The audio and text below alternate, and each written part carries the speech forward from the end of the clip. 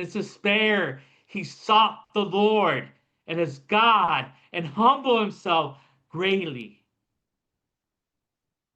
There's strength, power when we humble ourselves before a mighty God.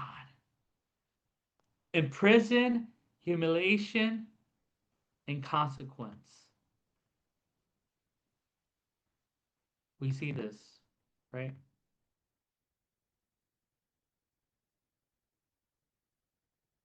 And now we see something else.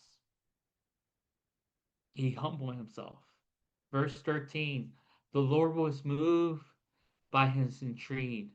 In some translations, it says his humility. Brought him back to Jerusalem and his kingdom. God restored him.